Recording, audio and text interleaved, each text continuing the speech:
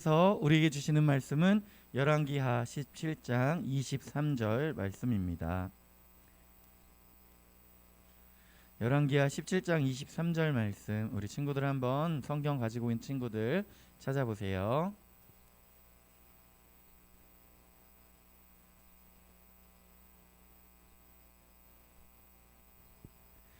자, 찾으신 분들 성경책 보시고 없으신 분들 앞에 보시고 열왕기하 17장 23절 말씀을 같이 한 목소리로 읽어보도록 하겠습니다. 시작. 여호와께서 그의 종 모든 선지자를 통하여 하신 말씀대로 드디어 이스라엘을 그 앞에서 내쫓으신지라. 이스라엘이 고향에서 아수르에 사로잡혀 가서 오늘까지 이르렀더라. 아멘. 오늘 죄를 심판하시는 하나님이라는 제목으로 같이 말씀 보도록 하겠습니다. 자, 우리 친구들 잘 설날 명절 잘 보내고 왔어요? 네, 어디 갔다 왔어요? 대성이는 안 갔다 왔어? 성은이는 안 갔다 오고 수환이는 갔다 왔어?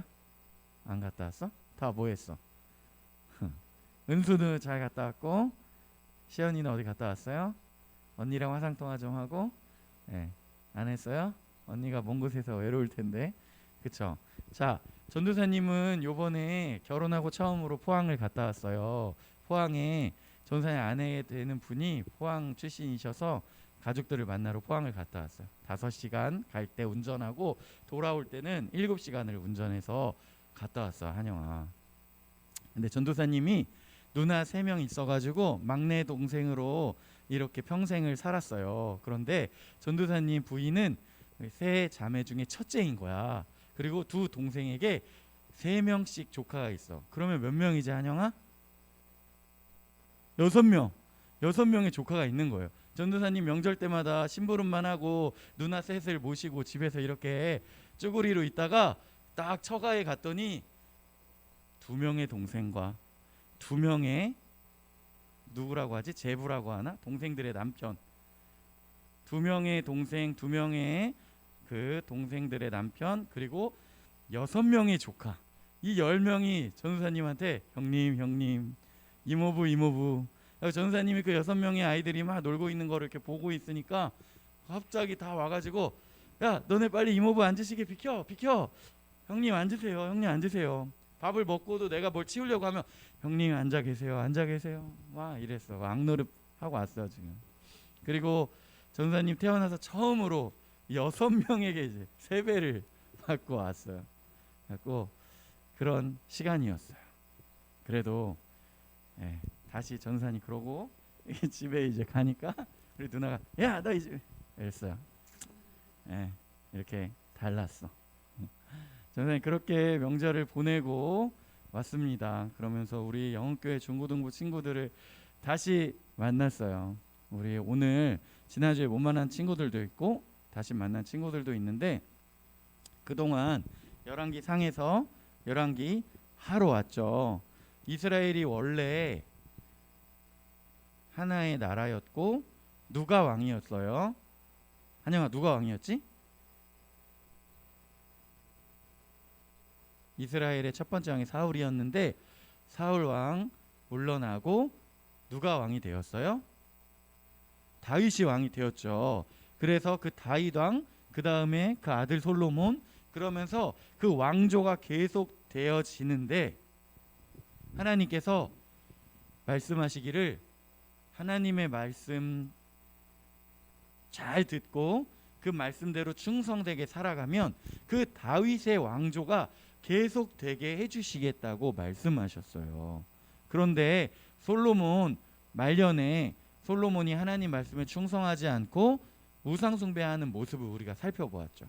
그러면서 이 나라가 나눠지는데 남유다 그리고 북이스라엘, 이렇게 2개의 나라로 나눠지게 된 거예요.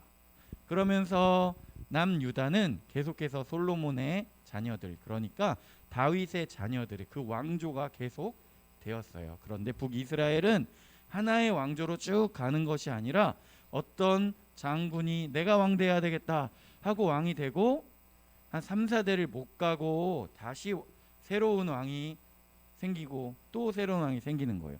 또 새로운 왕이 생긴다는 것은 무슨 말이에요? 새로 올라온 왕이 되려면 어떻게 해야 돼요? 그 전에 있던 왕을 죽이는 거야. 그 전에 있던 왕을 죽이고 내가 왕 돼야 되겠다. 이런 일들이 반복해서 계속 일어나는 것을 볼 수 있어요. 근데 왜 그러냐? 하나님을 믿고 따르지 않았기 때문이에요. 하나님의 뜻대로 살아야 되는 사람들이, 하나님의 백성들이 하나님의 말씀을 순종하지 않고 내 마음대로 내 뜻대로 살아가겠다. 그리고 특별히 하나님을 섬긴 것이 아니라 우상 숭배를 하였던 거예요. 우리가 출애굽기에 보면 이스라엘 민족들이 하나님께서 이 400년 동안 종노릇하던 애굽에서 탈출시켜 주셨는데, 모세가 하나님을 만나러 시내산 올라간 동안 광야에서 기다리다가 그것을 못 기다리고 자기네들끼리 금귀걸이 금반지 모아서 송아지를 만들고 황금 송아지 만들고 그 황금 송아지에게 절하며 이 신이 우리를 애굽에서 구원해낸 신이다 라고 이야기하는 모습을 보았어요. 무엇이냐? 사람들이 그렇다는 거야. 사람들이 스스로 자기가 원하는 모양으로 신을 만들어내고 자기들이 원하는 방식으로 그 신을 섬기는 거예요. 그것을 뭐라고 이야기해요? 우상숭배라고 이야기해요. 그래서 하나님께서는 그것을 가장 싫어하신다고 하는데 북이스라엘에 계속해서 그런 일들이 일어나는 거예요. 이들이 우상을 만들고 우상을 숭배하고 계속해서 다른 우상들을 들여오고 다른 나라 사람들이 믿고 있는 신들, 저 신이 좀 괜찮은 것 같은데 하면 또 그 신을 믿고, 이런 일들이 계속해서 일어나고 있었다는 거예요. 그래서 그러한 신들을 계속해서 만들고 그것들을 믿고 숭배하고 의지하고 이렇게 살아가는데, 하나님께서는 계속해서 다른 나라의 침략이나 이런 것들을 통하여서 징계를 주시고 그들을 힘들게 했어요. 왜 힘들게 하였냐? 그들이 자기들의 잘못을 깨닫고 회개하고 돌아오기를 원하시는 마음으로 그렇게 하였다는 거예요. 그래서 하나님은 그 죄악들을 미워하시고 그 죄악들을 버리고 하나님께 돌아오기를 원하셨던 거예요. 그런데 보니까 하나님께서 그 죄악들을 심판하시지만 믿는 사람들을 남겨주셨다고 하면서 남유다에 그 사람들이 있음을 말씀하세요. 하나님을 믿고 하나님을 따르는 사람들이 있다는 거예요. 우리 친구들은 어디에 속하고 싶어요? 어떤 삶을 살고 싶어요? 우리가 전도사님이 볼 때 우리 친구들은 다 바른 말, 고운 말 쓰고 거짓말도 하지 않고 주변의 사람들에게 친절하게 대해주는 착한 사람들인데 계속 죄를 회개해야 된다, 우상 숭배를 하면 안 된다 이렇게 이야기하니까 우리 친구들이 의아하게 생각할 수 있어요. 나는 정말 착한데. 그런데 우리들의 가장 큰 죄악이 무엇이냐? 하나님을 알려고 하지 않고 하나님의 뜻을 알려고 하지 않고 하나님을 찬양하지 않고 하나님의 뜻대로 살아가지 않고 이러한 모든 것이 죄악이라는 거예요. 그래서 하나님을 만났을 때, 예수님을 만났을 때 첫 번째로 일어나는 일이 무엇이냐? 그것이 바로 내가 죄인임을 아는 것. 우리 친구들 예수님 만나는 일이 일어나기를 소망합니다. 베드로라고 알아요? 우리 친구들 베드로라고 이름 들어봤죠? 예수님의 12제자 중에 첫 번째 제자, 수제자라고 하는 베드로라는 사람이 있었어요. 베드로가 어느 날 물고기를 잡고 있었는데 어부 출신이었거든요. 물고기를 잡고 있는데 밤새도록 물고기를 잡아도 물고기가 안 잡혔대. 왜 밤새도록 물고기를 잡았죠? 그 중동 지역에는 햇빛이 너무 뜨거운 거야. 전도사님 이집트의 룩소라는 지역에 갔는데 거기가 막 50도까지 올라가는 거예요. 그래서 어떻게 했냐? 낮에 계속 자요. 그러다가 6시, 저녁 6시, 7시쯤 되면 밖에 나가는 거야. 그래도 너무 뜨거워. 그런데 이제 해가 지고 8시, 9시가 되면 조금 식어요. 그래서 그때 물고기들도 햇빛이 너무 뜨거우니까 물 밑으로 가 있다가 해가 좀 식으면 물 가까운 곳으로 물고기가 쓱 올라오는 거예요. 그래서 밤에 물고기를 잡는 거야. 근데 베드로가 물고기를 밤새 잡았는데 물고기를 못 잡았대요. 그리고 나서 그물을 물에 씻고 있었어. 그물을 물에 씻고 있는다는 무슨 말이에요? 가겠다는 거지. 이제 난 집에 가서 자야겠다. 그때 예수님께서 오셔서 말씀하세요. 너가 저기 가서 그물 한번 내려봐라. 예수님은 만약에 예수님이 유명한 어부였으면 베드로가 그 말을 들었을 거예요. 그런데 예수님은 목수 출신이란 말이에요. 그렇지만 베드로가 지금까지 내가 가지고 있던 모든 경험, 모든 지식, 이런 모든 것들 내려놓고 말씀하셨기 때문에 그 말씀에 의지해서 순종하겠습니다 하고 그 물에 그물을 내렸어요. 그런데 어떤 일이 벌어졌어요? 우리 친구들이 다 들어봤을 거예요. 물고기가 가득 잡히고 배가 막 가라앉을 정도로 물고기가 많이 잡혔다고 해요. 우리 친구들이 이때 어떻게 할 것 같아요? 우리 친구들은 이런 일이 있으면 어떻게 할 것 같아요? 전도사님이라면 예수님 동업해요. 동업. 예수님께서 같이 나랑 다니면서 자 저기다, 야 여기야, 위치만 찍어주세요. 제가 그물 내리겠습니다. 예수님이 6, 내가 4, 아니 예수님 7, 나 3, 동업합시다. 우리 큰 부자가 될 수 있을 거예요. 이렇게 생각할 수 있어요.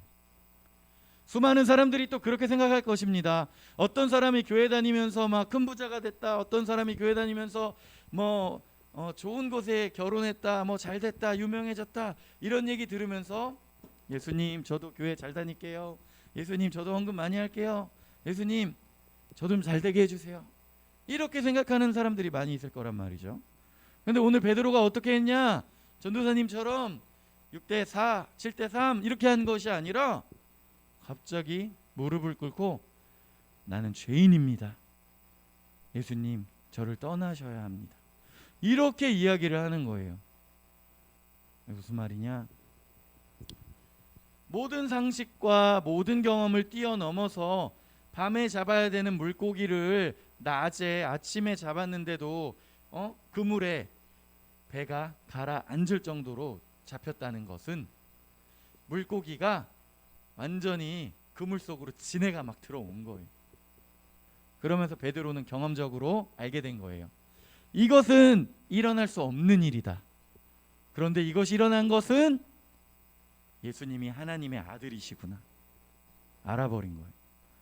그러면서 베드로의 마음 가운데 느껴진 것은 무엇이냐? 이 바다의 깊이를 아시는 분이 내 마음속을 모르실까? 그러면서 예수님께서 내 마음속을 아실 거라고 생각하니 베드로는 부끄러웠어요.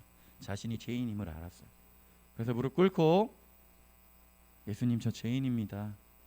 저를 떠나셔야 합니다. 그런데 예수님께서는 베드로를 너 죄인 끝낸 것이 아니라 나를 따라와라. 너를 사람 낚는 어부가 되게 하시겠다. 이렇게 말씀하셨어요. 우리 친구들이 예수님을 만나면 내가 죄인이구나 이것으로 끝나고 맨날 그냥 다니면서 난 죄인이야. 내가 뭘 어떻게 하겠어.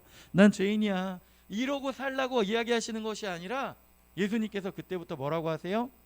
따라와라. 따라와라. 사람을 낚는 어부가 되게 하시겠다. 예수님께서 그 죄인을 이제 예수님 따라다니는 제자로 사람을 살리는 길로 인도하는 그런 사람 낚는 어부가 되게 하시겠다는 거예요. 그래서 우리가 그러한 삶을 살아가게 되는 것입니다. 그래서 우리가 먼저 죄인임을 알고 그 다음에 예수님의 부르심을 따라가는 거예요. 우리 친구들 스스로 죄인이라고 생각을 할까요? 안 할까요? 전도사님은 스스로 굉장히 죄인이라고 생각을 하였어요. 그렇지만 내가 죄인이야 나는 정말 이러면서 그것을 끝내는 것이 아니에요. 죄인이라고 생각되어지면 그것을 주님께 고백하고 또 회개하고 주님께서 새롭게 해주시는 마음으로 하루하루를 살아가는 거예요. 그래서 우리의 삶 가운데 그러한 것들이 허락된다면 예수님께서 우리에게 새 힘을 주실 거예요. 가늠하다 잡힌 여인이라는 성경의 이야기가 있죠. 어떤 여인이 범죄함 가운데 사람들에게 잡혀서 예수님 앞에 왔어요. 그 사람들은 예수님께 진짜로 가르침을 구하는 사람들이 아니었고 어떻게든 예수님을 골탕 먹이려고 하는 사람이었어요. 예수님 앞에 물어보는 거예요. 이 가늠하다 현장에서 잡힌 여인을 어떻게 할까요? 네, 그동안 예수님께서는 사랑과 용서 이런 말씀들을 하셨어요. 그런데 모세의 율법에 보니 가늠하다 잡힌 사람은 돌로 쳐서 죽이라고 하는데 죽일까요? 물어보는 거예요. 모세의 율법이라는 것은 모세 오경 성경의 맨 앞에 나와 있는 5권을 이야기하는데 거기에 보면 돌로 쳐 죽이라고 이야기한다는 거예요. 그러면 여기서 어떻게 돼요? 돌로 쳐서 죽이라고 하면 아니 여태까지 이야기했던 사랑과 용서는 다 어디 가는 겁니까? 하면서 시비를 걸 테고 자 용서해줘라 하면 어떻게 해요? 당신이 모세의 율법을 지금 어기라고 하는 겁니까? 라고 시비를 걸겠죠. 그때 예수님께서 뭐라고 말씀하시냐? 죄 없는 자가 먼저 돌로 치라. 그리고 예수님께서는 앉으셔서 바닥에 뭐 글씨를 쓰셨다고 하는데 이게 무슨 글씨를 썼는지 정확하게 기록이 남아있지 않지만 어떤 신학자들은 그것에 대해 뭐라고 해석하냐면 거기 모여서 이 사람을 돌로 쳐야 된다고 이 여인을 돌로 쳐야 된다고 이야기했었던 그 사람들의 죄를 예수님께서 쓰신 것이 아닌가. 어쨌든 예수님께서 죄 없는 자가 먼저 치라 하고 글씨를 쓰시고 계신데 한 사람 한 사람 그 자리를 떠나기 시작했어요. 그리고 그 자리에는 결국 누구만 남았냐? 예수님과 그 여인만 남게 된 것이에요. 그래서 예수님께서 그 여인에게 너를 정죄하던 사람들이 다 어디 갔느냐? 아무도 없다. 그러면서 뭐라고 말씀하시냐면 너 이제 돌아가서 다시 죄 짓지 말아라 라고 말씀하시는 거예요. 우리도 예수님께서 용서하여 주셨고 이제는 죄 짓지 않고 예수님의 뜻대로 살아가기를 소망하는 예수님께서 말씀하시는 거예요. 그래서 우리도 그러한 삶을 살아가야겠죠. 그러면 전도사님 이제 내가 죄인이었다가 죄인이 아닌 삶을 살아간다는 게 어떤 의미죠? 그랬을 때 전도사님은 내 본성에서 그렇지 않은 훈련된 착함 이것이 굉장히 중요하다고 생각해요. 이게 무슨 소린가요? 정말 착한 사람이 있잖아요. 그렇죠? 태생적으로 정말 착하다 선하다 이런 사람 있고 나는 좀 이렇게 터프해 이런 사람도 있을 거예요. 그렇죠? 근데 전도사님이 예전에 청년 때 교회 다니면서 꼭 어떤 사람들이 있었냐면 전도사님이 청년회 때 지금으로부터 20몇 년 전에 처음으로 각 교회마다 찬양팀이라는 것들이 생기고 만들어지고 이랬을 때였어요. 악기를 사람들이 이제 배우기 시작하고 교회 안에 드럼도 들어오고 이런 전자 키보드도 들어오고 이러면서 막 찬양팀이 생기게 되는 때였어요. 그럴 때 막 연주 너무 잘해. 반주 너무 잘해요. 노래 너무 잘해요. 그러고 나서 찬양팀 안에 다른 사람들한테 야 너 그거 뭐야 너 왜 그래 막 뭐라고 하면서 다른 사람들을 힘들게 하는 사람들이 많이 있었어요. 그래서 그때 이제 저 친구가 연주 엄청 잘하고 기도도 열심히 하는데 왜 이렇게 다른 사람들을 못 사게 굴까? 믿음이 좋으면서 다른 사람을 이렇게 괴롭히는 것은 믿음이 좋은 것일까 나쁜 것일까? 이런 고민들을 하기 시작했단 말이에요. 한영아 어떻게 생각해? 이거를 좀 더 확대해서 질문해 보자면, 교회를 다니는데 왜 이렇게 거짓말을 잘해? 교회를 다니고 하나님을 믿는다고 하면서 왜 옆에 있는 애들 이렇게 때리고 돈을 빼서? 그러면 될까요, 안 될까? 한영아. 그래서 원래 기질적으로 나는 진짜 착한 사람이라서 안 그래요. 이런 사람도 너무 좋지만, 전도사님은 원래 좀 내 마음은 거친데 하나님 믿고 그렇게 하지 않겠다. 이게 더 중요하다는 거예요. 무슨 말인지 어렵지? 다시 얘기해 줄게요. 성경에 보면 온유한 자는 복이 있다 그러면서 온유하다라는 말이 나오는데, 온유하다는 말이 무슨 말이냐? 수아나, 뭐 같아? 좀 착하다는 거야. 착하다는 건데, 어떤 착하는 거냐면 야생 동물이 길들여진 거야. 막 야생에 나가서 자기 마음대로 막 다른 거 막 잡아먹고 막 돌아다니던 야생 동물이 잡혀와가지고 길들여져서 이제 그 주인의 말을 듣게 된 그런 상태를 이야기하는 거예요. 그래서 우리가 아무리 착한 사람도 자기 손해보는, 금전적으로 손해보는 그런 상황 되면 다 화내더라고. 전사님 엄청 당했어. 막 은행에서 내가 아무리 평소에 잘해주고 잘 챙겨줘도 자기가 좀 오래 기다리면 막 소리 지르더라고. 막 자기가 조금 손해볼 것 같은 상황이면 막 화를 내더라고.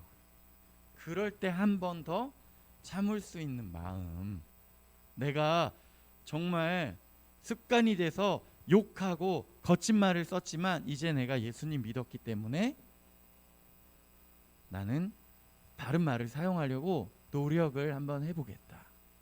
내가 예전에 어릴 때 좀 문방구 같은 데 가서 막 뭐 훔치는 습관이 있었는데 예수님 믿어서 이제는 그런 거를 안 해보겠다. 친구들한테 막 욕하고 그랬는데 이제는 욕을 한번 안 해보겠다 하면서 주변의 사람들한테 한번 친절하게 대해보겠다. 엄청 지각하는 사람이었는데 이제 교회 일찍 한번 나와보겠다. 내 삶의 행동의 하나하나를 바꿔본다는 거예요. 그래서 이게 왜 중요하냐면 하나님께서 그런 사람을 찾으신다는 거야. 이제 남유다와 북이스라엘 이렇게 우상 숭배하고 막 하나님의 뜻을 어기고 이스라엘 완전히 망해버렸네요. 어떡합니까? 하나님께서 그 놀라운 사랑으로 아브라함과 이삭, 야곱, 요셉을 통하여서 그 나라 만드시고 애굽에서 탈출하게 하시고 가나안 정복 전쟁을 또 하게 하시고 사사시대를 거쳐 이렇게 나라가 형성이 되었는데 하나님께서 선택하시고 부르신 나라 완전 이제 망했구나 라고 할 때 하나님께서 그 남긴 자들을 이렇게 찾으신다는. 그래서 그 전에도 뭐가 있었어요? 엘리야 선지자가 이제 850명의 우상 숭배하는 선지자들과 이렇게 영적인 전쟁을 하고 나서 이제 나 혼자 남은 것인가 힘들어할 때에 7,000명의 사람을, 바알에게 무릎 꿇지 않은 7,000명의 사람을 남겨놓으셨다고 말씀하셨잖아요. 그리고 또 누가 있어요? 기드온의 300용사, 예수님의 12제자, 이런 하나님의 뜻에 순종하며 살아가는 적은 숫자 사람들을 하나님께서는 언제나 예비하시고 그들을 통하여 일하신다는 거예요. 그렇게 생각해보면 우리 영흥교회는 정말 많잖아요. 중고등부, 영흥교회 중고등부에 지금 몇 명이야? 하나, 둘, 셋, 넷, 다섯, 여섯, 일곱, 여덟, 아홉, 열, 열하나, 열둘, 오호, 열셋, 12제자보다 한 명 더 많은 이런 사람들을 하나님께서 부르시고 인도하시기를 원하신다는 거예요. 그래서 우리 친구들 마음 가운데 내가 그 사람이 되어야 하겠다. 내가 죄인임을 알고 예수님께서 우리를 만나 주시고 용서하여 주신 것을 기억하며 이제는 내가 주님 뜻대로 살아가는 사람이 되어야겠다. 그리고 또 반대로 계속해서 죄 지으면 어떻게 된다고요? 그 심판이 반드시 있다는 것을 우리가 기억해야 돼요. 근데 전사님은 니네 계속 하나님 모르고 죄 짓고 살면 다 지옥 가, 심판 받아, 막 그래서 무서워가지고 심판 받을까봐 교회 나오고 이런 걸 이야기하는 것이 아니라 내가 하나님 너무 사랑해서, 내가 정말 예수님 너무 사랑해서 내가 하나님 뜻대로 살겠습니다. 내가 예수님 너무 사랑해서 하나님 더 알고 싶습니다. 이 길을 우리가 가야 되는 거예요. 지옥 무서워. 이래서 교회 나오는 것이 아니라 내가 하나님 너무 사랑합니다. 내가 찬양하는 것이 너무 기쁩니다. 이렇게 나아오는 삶을 우리가 살아야 한다는 것입니다. 그렇다면 구체적으로 내가 어떠한 죄악들을 지고 있을까? 우리가 예수님을 깊이 만나면 만날수록 그런 것이 우리 마음 가운데 선명해지는 거예요. 불편해지는 거야. 이거 예수님께서 기뻐하시지 않는 것 같은데.